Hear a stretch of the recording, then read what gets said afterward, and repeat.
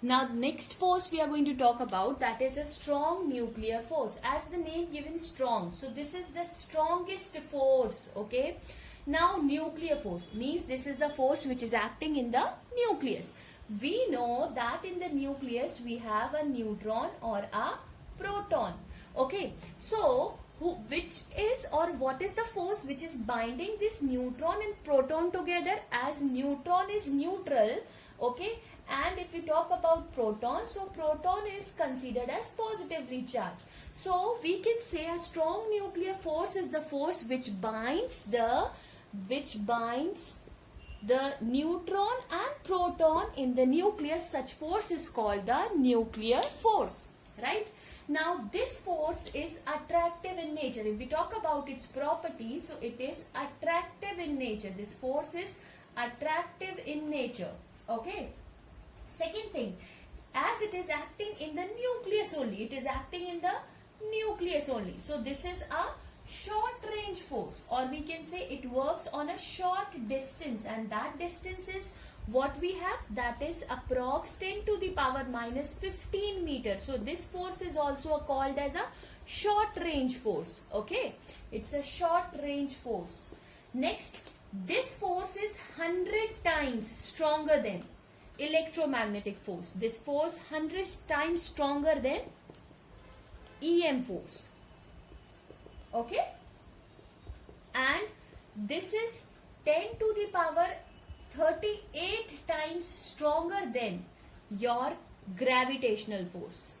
It is stronger than your gravitational force. Okay, now this force is a non-central force, non-conservative and non-central. What is this non-conservative? Now it is dependent on path, not only the point, but it is dependent on the path. So what is non-conservative force? Which is dependent on the path of the force, not on the force point. Okay, it's a non-central force, means it is not acting on the center or the mass of that particular, but this can be acting anywhere. So it's a non-central force. It is a non-central force. Okay. Now next point, if we talk about in this case, it does not obey the inverse square law. Okay. Now if we talk about here in the strong nuclear force, you have seen that the neutrons and the protons are the building blocks of the nucleus of an atom, right?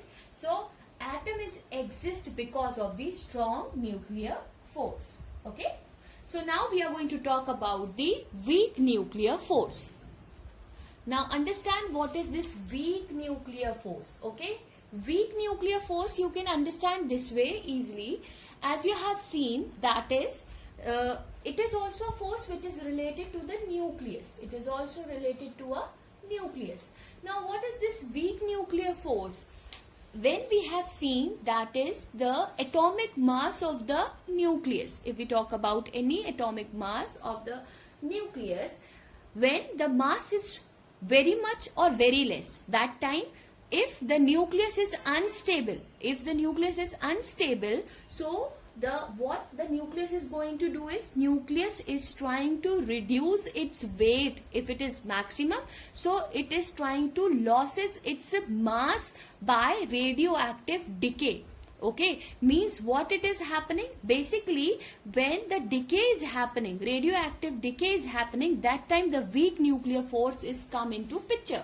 What does it mean? When a slow moving neutron come and hit an unstable nuclei, it gets splitted and make it lighter, more lighter and stable nucleus. That force is called a weak nuclear force. So what is the weak nuclear force? We can say that the weak nuclear force is basically because of the elementary particle emitted during radioactive decay. Now what are the elementary particle which is emitted during radioactive decay? That is your beta particle, alpha particle and gamma particle.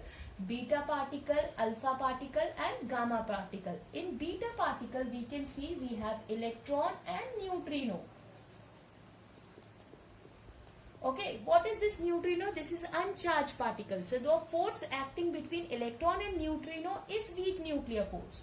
In alpha particles we can see it will releases 2 proton and two neutrino. It releases 2 proton and 2 neutrinos. So the force acting between these two is weak nuclear force.